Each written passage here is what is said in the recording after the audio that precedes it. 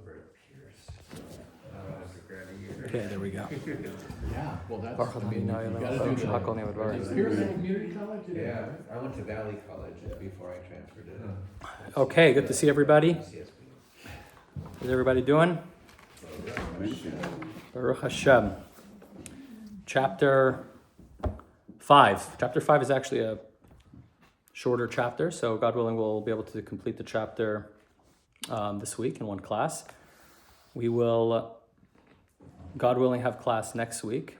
The following week is Purim, so that won't on Tuesday itself.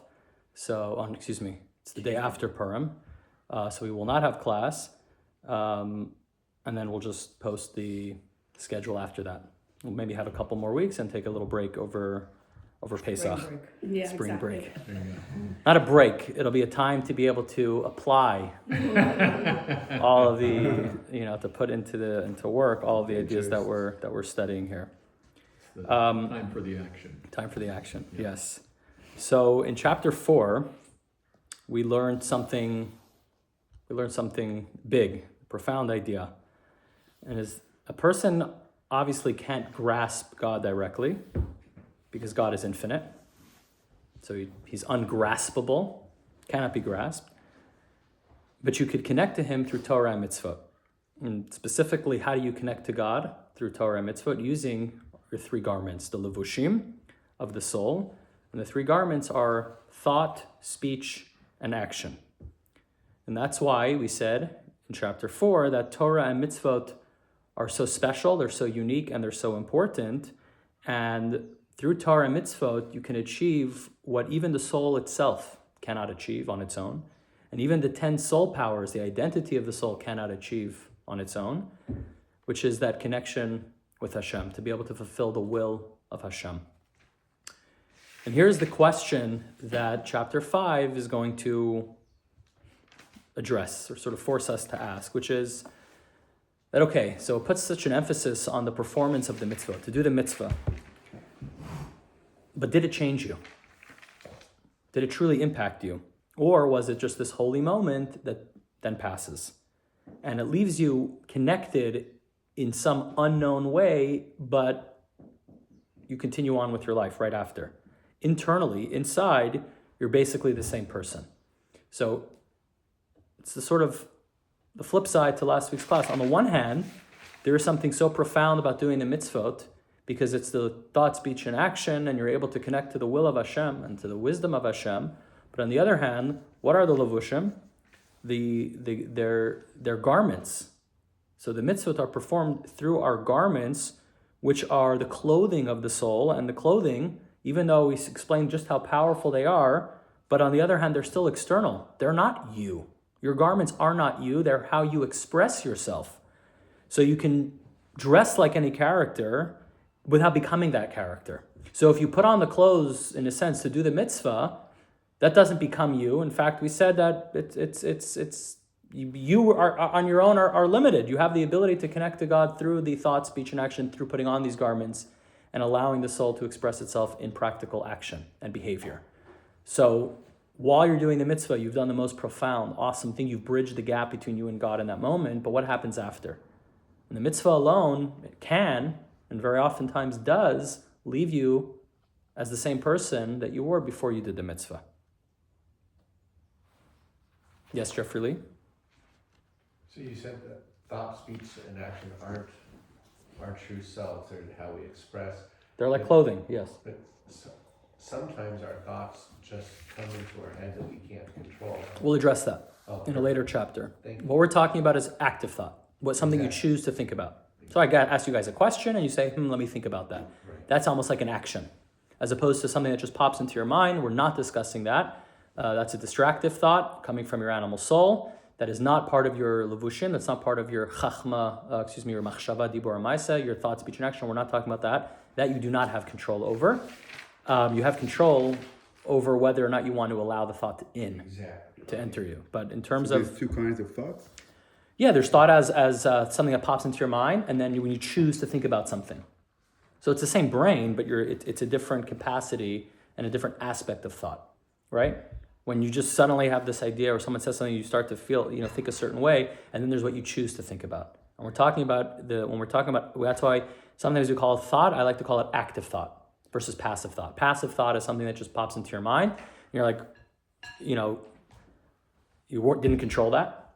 Whereas active thought is something you choose to think about. That's a very clear distinction. Thank Yeah. you. So the question is, what makes something, if the clothing are outside of you, external, not who you are, but something that you do, what makes something enter you? To reshape you and to become part of who you are? What allows us and helps us to actually change who we are? And human beings have a strategy for internal change, and it's called learning. Learning, study. To learn is to transform, to change.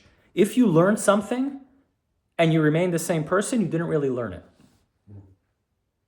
It changes you. Now, it could change you in a very subtle way. It could change you in a life transformative way. But if you truly learn something that you didn't know before, you're changed. So in this chapter, the Alter Rebbe is going to explain the power of study, of Torah study, as a mitzvah. So we talked about the power of mitzvot. We talked about thought, speech, and action. There is a special quality within our garments of Torah study. In other words, thought, the category of thought, which is what you primarily use to study Torah, over and above mitzvot. So he's making this distinction, and he stops after chapter 4, and he talks about the power of the levushim, of the garments. He says one of those three garments actually allows you to penetrate within you, and that's the study of Torah. And that allows you to not remain the same person that you were before, but you could actually change. And he discusses the idea of what tefisa. We talked about in last week's chapter, to grasp God. Through Torah mitzvahs, we're able to grasp God. He says what it means to truly grasp God. God, of course, who is ungraspable. We cannot truly grasp God. So how can we grasp God? And again, he explains why Torah study has this unique advantage over mitzvot. And not because mitzvot aren't the infinite will of Hashem. They are. But because Torah has something that mitzvot don't have, Torah study can become something that's internal. It could enter within you and therefore change you from within. In general, historically, the significance of Torah study is, in our heritage, is beyond description. It's in our bones. It's our identity. If you want to look at Is it true that before we're born, like we know all the Torah and then we forgot something like that? Yeah, they say the midrash is that you know it all, and then an angel Yeah. touches you right here, and that's And then why you we forgot. Yeah, the all- Tanya actually speaks Mark about here? that. Yeah. The Tanya actually speaks about that. Yeah, it is true. I don't know exactly how literal it is, but on some level, we're taught that we're taught the entire Torah in the womb, and before we're born, God sends an angel to cause us to forget it, which means that we're not actually ever learning something new. We're just recalling. In other words, it's part of our identity, and we're just recalling something that's already there. So it's part of our very What is identity. what is the importance to that? I mean, why is it important that we knew it before, and it's just something that we're now remembering again, Because as I opposed to think something we're learning new? I think it's everything inside us, and we just need to move like the klipot, like everything. Right.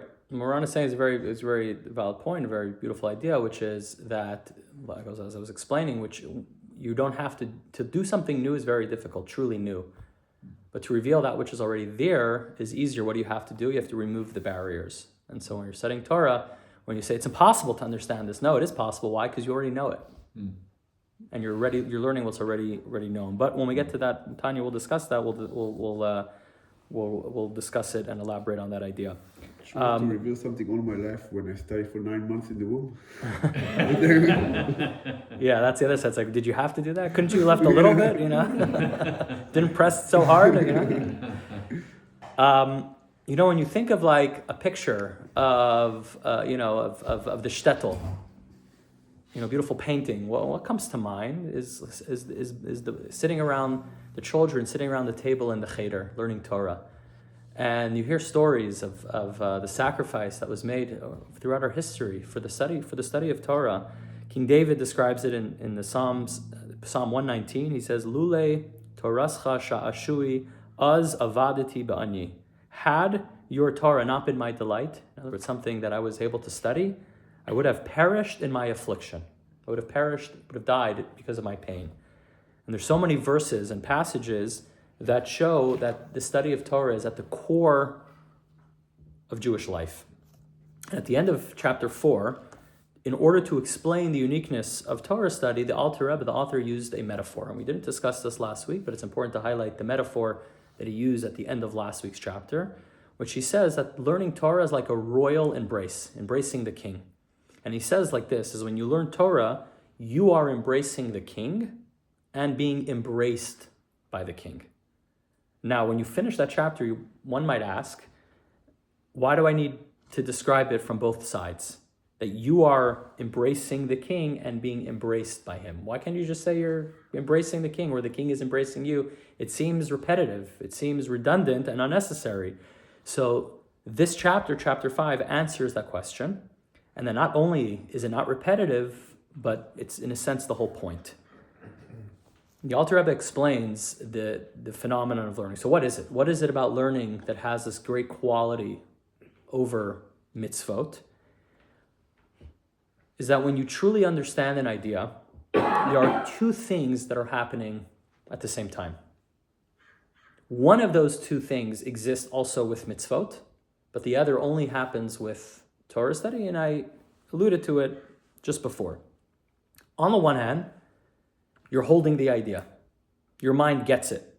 So you could explain it, you can repeat it, so it's within you. So the idea exists within you. But on the other hand, the idea is encompassing you. It's holding you. Is that while you're working it out, trying to understand it, like as I'm saying these words right now, and you're like, what is he explaining? This idea is sort of encompassing you. It's sort of around you, and you're trying to take it in. And that's how thinking and studying works. Your whole mind is inside of it. As these words are coming out, or as you're learning something and the words are jumping off the page, it's filling your attention. It takes over your thinking. And if you're really studying, you can't think about anything else. If you're really studying an idea, you can't think about anything else. Totally removed from any other distraction. In fact, if someone tries to say something to you or share something with you, that immediately causes you to forget your chain of thought and not to allow this idea to truly enter. So first the idea encompasses you, and then you allow it, as you're understanding it, you allow for it to enter. And that's the duality of Torah study. Really, that's the duality of all learning. It's not unique to Torah. There is a special uniqueness to Torah that we'll discuss momentarily. But all learning, that's how learning is how our relationship with study is this duality. Learning is not just pulling this idea into your mind, it's also that for a while your mind is in a sense pulled into the idea. And here's a way to try and picture it. So while you're not learning, you're standing outside the subject and you're looking at it from a distance. So say the book is right in front of you, it's open, and you're about to begin to study this idea, or someone's about to start a class. So there's you and there's that idea. And when you begin learning the idea, seriously, like truly learning, you're sort of stepping inside of it. And it's surrounding you and it's occupying you. As an example of this would be, you're totally like enveloped by the idea. When a person is swimming in a pool or in a big ocean, he is totally surrounded by the waters around him. When you're beginning to study ideas, the idea surrounds you and envelops you and encompasses you. And then, once it becomes clear, you walk out holding that idea within you. Now it's inside of you. And that example would be like a pebble that's in your hand, is that it exists within your hand. That idea, once you understand that where is it is inside of your mind.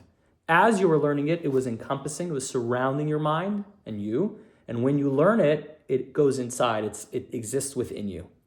So when a Jew learns Torah, he's not just learning information. This is not just regular studying, regular learning. He's being surrounded and being filled with God's wisdom, the wisdom of the infinite. And that's the double embrace. The unique effect of Torah learning is that as you learn, your mind is surrounded by that idea. And then when you understand it, that idea enters inside of you, within you, a part of you. And that's why Torah creates this deep bond that even mitzvos do not. Mitzvos only have one of the elements, which is the mitzvah surrounds you, right? The mitzvah doesn't enter you in a general sense. If you think of a mitzvah, right, you become encompassed by that mitzvah. When you put tefillin on, it's around you. When you're lighting Shabbat candles, it's there, it's outside of you. Now you can see it, and you can think about it, and the spirituality of the mitzvah could permeate. But in a general sense, now the aura, the energy of that mitzvah was done outside of you. It wasn't done with your mind. It was done physically with physical elements that surround you. When you hear the sound of the shofar, the sound exists. It's all around the room. When you shake the lulav, right? You're entering into this. When you enter into the sukkah, it's a great example. You go into a mikvah, the body of water. The mitzvah is being done all around you. But when you study Torah, something else is happening where it's permeating and penetrating within you. And that's the whole idea of studying and learning, is that it becomes part of you, and that way you can share it and you can understand it. And the relationship with it is so much deeper. Because when you do light the Shabbat candles, you walk away, there are the Shabbat candles and you are here. Now, from the spirituality, from the reward, from the connection created, sure, that lasts. But the candles are there and you are here. But when you study, when you close that book, the knowledge that you learn, the ideas that are in that book are very much with you as you walk away. You now have a sense of ownership over it, and the same is true with any type of true and serious learning, much more so when we're talking about learning the infinite wisdom of Hashem. So the bond that is created with God is this double embrace, being embraced by the King. In other words, He's enveloping, surrounding us, and we are embracing the King. We're holding on to Him. We have that relationship inside of us. I was preparing this chapter and I thought about an experience that I had a few years ago. We were on we took a trip to New York. We spent Shabbos in Crown Heights, and on Sunday, I took the group to Olei Torah, which is the big Chabad yeshiva in Crown Heights. And it's across the street from 770, and there are, I don't know the number, probably about 1,000 students in the study hall. And we walk in, and I walk in with about 15 people from the community. For all of them, this was like a unbelievable experience. But even for myself, when you first walk in, because it had been a good few years since I was in yeshiva, but also when I was in yeshiva, as I'll say, so I was inside of it. So I didn't experience it like that. I walk in, and at first it's so overwhelming. There's this roar, literally a roar, because everyone is talking to the person in front of them, and they have to talk loud because the person next to them is also talking. So everyone's talking, and they're into it. Some are less into it, others are more into it, and they were learning, I believe it was Talmud at the time, and they're talking and they're answering and their heads are thinking, and it's just so much. It was like a deafening sound, the sound of Torah everywhere. And at that moment, you truly feel like you're surrounded by something that's bigger than you. It's being enveloped by this energy, by the words of Torah. Can we go there on this upcoming trip? We're not gonna have time. But then you look closer. And what is it if you zoom in? It's just two people sitting across from each other, and they're in their own little world. They've tuned out, in a sense, the noise. You have either you're sitting yourself, but likely with a study partner. Each group of students are on their own different page, their own different line, and at that moment, the Torah is not around them. The Torah is entering into them. They're actually studying the ideas on the page, talking about it, discussing it, and it's truly entering inside of their mind. And that's the beauty and the power and the uniqueness of Torah study, that it surrounds and it fills. It engulfs, but it also permeates within. And here's the key, is that since, as we keep going back to this idea, is that since the Torah is one with Hashem, that means that when I study this, even this one idea of Torah, which is one with Hashem, it's creating a bond not only with what I'm learning, like any study would do, but it's creating a bond that is unbelievably profound with God Himself, because He is one with His wisdom. It's His Torah. It's Himself. Not like us, we said. Us and our wisdom remain two separate things. We didn't know it before, and maybe we'll forget it. It's not us. It's a part of us.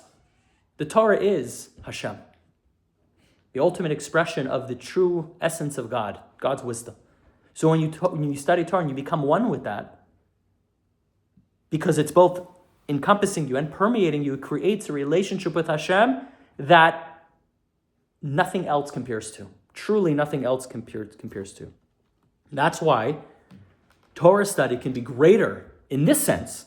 Now, as we continue out through Tanya, we'll talk about the quality that mitzvot have, in a sense, even over Torah. But in this sense, in the bond, in the connection that is generated, nothing compares to Torah. And not because mitzvot aren't holy, but because Torah can become a part of, enter into who you are, a part of your mind, and truly change you, and mitzvot don't necessarily have that. I want to read now in the words of the Alter Rebbe in this chapter. He says like this. He says, Vihu. I'll read it in the Hebrew, and then I'll translate. And if you understand the Hebrew, it's very powerful language here, referring to the study of Torah. Vihu yichud nifla, she'ein yichud kamohu, velo ke'erko nimtza klal begashmiut, liot la'achadim umiyuchadim mamash mikol tzad upina. Vizot ma'ala yetera gdola v'nifla'a le'en ketz, asher b'mitzvot yediat haTorah v'hasagato. Let's read that in English. Now, this is the most wonderful unity in the physical realm. There is no unity similar or parallel to it, of two things that are as disproportionate as human intellect and Torah, God's intellect. That they should actually become one and united from every side and angle. Mikol tzad upina. Why? Because it's encompassing you and it's entering into it. Every single space is filled. Your entire self is filled with the oneness of Hashem. This is the distinctive, infinitely great and wonderful superiority of the mitzvah of knowing and comprehending Torah. Can I ask something? Sure. What is Or Makif? What is what? Makif is or she's asking, what is Or Makif? That's the light which encompasses, which surrounds. Mitzvot are Makif. They surround you. So Then there's they Or say Pnimi. Makif is what you're saying now. Yes. So Or Makif is Torah also has that. When you walked into that, when I walked into that study hall, the energy was Makif. The energy was all around me. And you feel so overwhelmed. You feel so small. You lose your identity in Makif. That's why mitzvot are more compared to a servant serving the king. Who am I? I'm just here to serve. My identity, my ego has to be set aside. You become so overwhelmed by the greater energy. Or pnimi, permeating energy, is all it fills you. Using your mind, you have to utilize your resources and your talents and your identity in order to understand and truly comprehend an idea. And as I said, really, this idea takes place with any type of learning or studying. It has both aspects. But when you learn Torah, what are you actually learning? Is it just a book, and even a holy book of guidance? Of course not. It's much deeper than that. The Alter Rebbe says that one halacha, one Jewish law, it's not merely just a smart system of how to behave. A Jewish law is Hashem's wisdom and Hashem's will. So meaning that if the Torah says in a certain scenario that a ruling in this case is going to be X, and the Alter Rebbe actually in this chapter uses a few different examples. There's a concept of modeh b'miktsas, if a person admits to a claim but partially, what's the law in that case? You read the Talmud, it's filled with all of these laws, and each one of these laws is Hashem's wisdom. This is Hashem's will. And the Alter Rebbe adds something fascinating, is that even if this exact scenario has never happened, the Talmud discusses ideas of what ifs. We have to know the law in every case. So the Talmud discusses what ifs. So even if this case never happened, but even more than that, even if it never will happen, the Torah still teaches it. Why? Because Torah isn't only practical instruction. It is also practical instruction, to be sure. But Torah is God giving us Himself, His will and His mind, clothed in the type of way, in the form that we can grasp. The Zohar says that Istakel be'oraita ubara alma, that God looked into the Torah and created the world. What does this teach us? Is that the world is not the reason why Torah exists. that God created the world. And he says, okay, now I have to give them the manual, the instruction, the guidelines, the blueprint for how they should live. No, the world exists because of the Torah. The Torah came first. Torah comes first. And God says, now I need a world in order that my will and my wisdom could be learned and could be expressed. That means that in this world, when you learn a law, even if that law never happened or will never come to happen, will never come to be, that law is still Hashem's wisdom, and it's still a piece of Hashem. So when I study that, when I grasp that, I'm grasping something that, yes, should be ungraspable, because it's divine wisdom, it's infinite wisdom, but because Hashem placed his wisdom into that Dvar Halacha, into that particular law, as small as it might be, at that point, you embrace the king. Your mind is grasping this law, and the king embraces you. Torah is surrounding you, it's holding you, it envelops you. And how is this possible? This is what we discussed a little bit last week, this idea. How is it possible?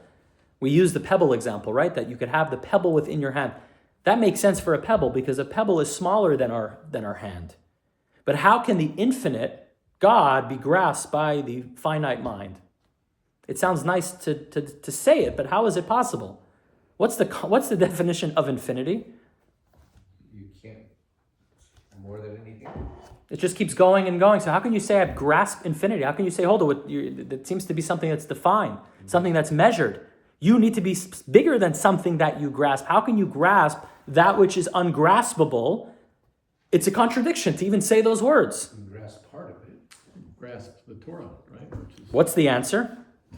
Is because Hashem chooses to be grasped. Because Hashem, we said last week that because he is infinite, he can do whatever he wants, and he chooses to make himself, while being infinite at the same time, to allow himself to be grasped. How? Tzimtzum.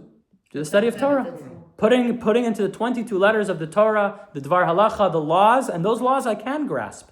And this is Hashem's wisdom. And Hashem's wisdom is one with him. So when I grasp that law, I am becoming one with Hashem. I am grasping God. The Medrash tells a story. There was a certain non-Jew who asked Rabbi Meir, the Talmudic sage. And he was a knowledgeable person. And he says, in one instance, God says, do I not fill the heaven and the earth? Do I not fill? It's a verse from the Torah. And yet in another place it says that God spoke to Moshe from the small space between the two poles of the ark, which is what we discussed actually in last night's class. And it's in this week's portion that God's voice emerges from in between the Keruvim, the cherubs, on the Holy of Holies. So God tells Moses or from that he'll speak from the small space between the two poles of the ark. So the question is, he asks, so is God big or small? Do I not fill the heaven and earth, says God? Or does his voice emerge from the small space in between the two poles of the ark? So Rabbi Meir, he doesn't answer this man directly. Instead, he tells him to bring a large mirror. He brings the mirror. And Rabbi Meir said, look at yourself in the mirror. How do you look? He says, I look very big. So he says, okay, now bring me a small mirror. And he says, look in this one. And he says, I'm going to hold it far enough away that you can see all of yourself in this small mirror. And he says, tell me, how do you look? So he looks at the mirror and he says, I look very small. He says, so there you have it, Rameir says. You, who are just flesh and blood, and yet you can decide to appear however you want, big or small, so shouldn't, quote, he who spoke and the world came into being, be able to do the same? So when he chooses, he says, do I not fill heavens and earth? That's the Ora Makif, the encompassing energy. But when he chooses, he speaks to Moses from between the two poles of the ark, that his voice is clear, his voice is small, and his voice is graspable. And so God chooses to place himself into his Torah, into Dvar Halacha, into Jewish law, even the smallest, most basic law, even a law that has never happened, and even a law that will never happen, because whether or not this happens, it doesn't change the fact that this is God's wisdom that he placed himself within. And that's how we are tofes. So he answers the question how we're able to grasp, how we're able to take hold of God himself. So what we're describing here is another aspect to learning, which is actually very different than how we usually describe learning. How do we usually describe learning? Is that you learn in order to do. I have to know how to do the mitzvot, so learning is a means to an end. I learn the laws in order to know how to do the laws. And yes, that's a very, very important aspect to learning. A person who learns and he only focuses on the learning and doesn't focus on the action and the follow-up to that learning, yes, there's something lacking, but that's only one aspect of learning. There's another aspect of learning, which is learning. The learning in and of itself is unique, is profound, is yichud nifla she'ein yichud kamo. It is a wondrous union that there is nothing that could compare to it. Because you are learning in that moment, even if the law will never happen, even if I'm not going to do anything about it, because it's not a practical law that I could apply to my life, that in and of itself has a uniqueness that cannot be found anywhere else. And that's another aspect to learning highlighted in this chapter. My son is in yeshiva now, and I have a few children in school, but my oldest son is in yeshiva, and they spend hours and hours each day learning the Talmud. And much of what they learn is never going to be actionable. They're learning when a cow gores an ox, or an ox gores a cow, or if all of these laws of the Torah, if two people are Shnayim ochsin, the Mishnah tells Shnayim ochsin b'talit, two people are holding on to a talit, and they come to the bet, and they come to the court, and each one says, Ze Omer, Ani mitzvah. This one says, I found it. And this other one says, I found it. What do you do in that case? What does the Mishnah tell us? That they split it. One says, I own 1/3, the other says, I own half. And it goes through each of the different scenarios. Why are we learning it? When is it going to come to a time where two people are holding on to a talit? Then that's not the point. There is an aspect to learning halacha, about to knowing what to do, and that's extremely important. But there's an aspect of the learning in and of itself, that it's God's wisdom, and each law, each word contains the Hashem himself, the essence of God. And this is the Alter Rebbe introduces another metaphor as Torah study is brought down in different texts as being like mazon, like being food, compared to lechem, bread, lachmi, like bread. Whereas mitzvot are, as we said, are the garments. So he elaborates this metaphor. Why Torah being compared to bread, mitzvot are compared to clothing.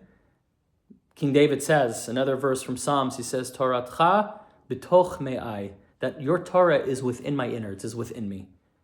Why is Torah compared to bread? Why is Torah compared to food? What is unique about food? Nourishment. Very good. It enters into you, and it nourishes you. And it doesn't just enter into your stomach, but it enters into your entire body, travels through every aspect, into your blood, your energy, and every part of you is now vitalized and nourished through the eating of food. Same as with Torah. Torah does something that mitzvot don't do. Bread does something that clothing don't do. Clothing surrounds you, and bread, food, enters you. So a garment can surround you, it can protect you, it can elevate you, but it remains outside of you. That's again, so the person does the mitzvah, but he walks away, and he can remain unimpacted by the mitzvah. Now, is it important to do that act? That was last week's chapter. Of course. In that moment, he bridged the gap, he touched the divine, but then he walked away. Torah, it's like bread. Bread is something that becomes you. You chew, you swallow, you digest. It enters into your bloodstream, your energy, and it becomes part of your life force. And that's what Torah is like. When you truly understand Torah, and that's why it's so to sit and to study and to learn. Yes, in and of itself is so important. It becomes part of your thinking, part of your identity, and you can't remain changed. If you truly allow it to enter you, you can't remain changed. I had somebody that was coming to, I'm sure this often, someone that was coming to my Tuesday night class for a while, and he had first time being exposed to Torah study, at least to this capacity. And every week more so than the next, he was so overwhelmed and wowed by the ideas, and it was like so inspiring for me. It's wow, amazing. And then he stopped coming, and I reached out to him, and I didn't hear from him for a while, and eventually I bumped into him, and he didn't say it in these words, but basically he said if he comes and studies, then he has tremendous guilt after that. Because if you truly allow it to enter, you become changed by it, but he wasn't yet willing to make the changes in his life. So he was living by the ignorance is bliss path, which is I'd rather not hear it. Because when you truly study something... But there is something in that. What was that? There is something in that. Absolutely. I have a lot of time that I want to come to the shul at Saturday morning. I think... I'm not saying what he wasn't feeling wasn't 6 real. months, I feel it like inside, and I'm afraid that if I will come, I have to do it like every Saturday, like I have the commitment. And I did it by eventually. But this Saturday I didn't go. And I tell myself, you see, it's okay, so you can go. Like, feel okay. So with if I had a that. chance, the conversation, baby steps. Exactly. this interaction with him didn't allow to have the proper conversation. But if we would have the conversation, I would tell him is that, okay, so the next day you feel a little guilty. You shouldn't feel so guilty that you have guilt. In other words, I'm not telling you not to feel a little bit. If this is how you feel about it, okay, that's fine. But don't. Okay, I'm not saying you have to transform your life tomorrow. Just do it. Just come and study. And if you're not ready to act on it, still come to study. Now, if that's going to bother you, that's okay. One step at a time. One step at a time. And just feel the sense of joy and appreciation that you are doing something by coming to the class. So when an idea enters you, it changes you, and that's the advantage and the beauty of Torah. So yes, a mitzvah is an embrace, but that's sort of God embracing us. That's when you're one side of the embrace, when you're totally overwhelmed and enveloped and encompassed by the energy. But Torah is the deepest union, and that's why Torah is called Mazon HaNeshama, the food for the soul, the nourishment for the soul.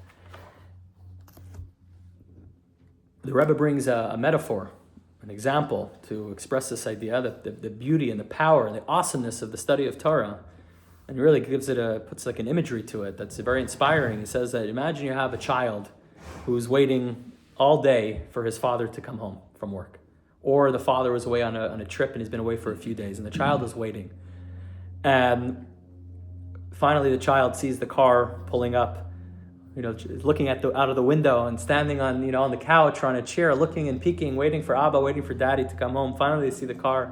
The child makes a dash and just runs to the door, opens the door, and Daddy walks in and lifts up his child, and the child throws himself into his father's arms. That embrace, that's what he's trying to depict here.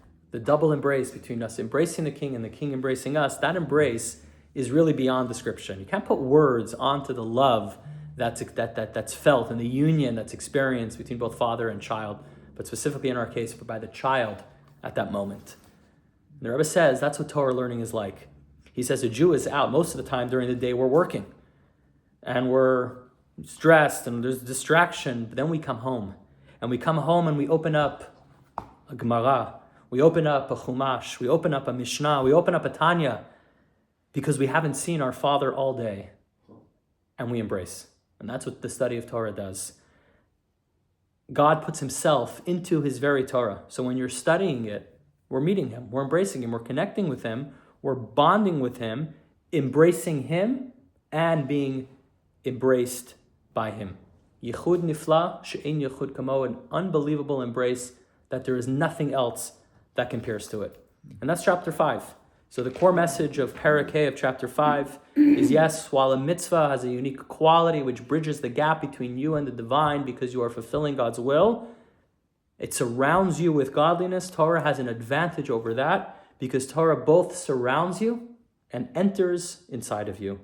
And Torah creates, therefore, that double bond, that duality described as the yichud nifla, the unbelievable union, the most wonderful unity in the physical realm. There is no unity similar or parallel to it. We'll conclude there. Any questions? More of a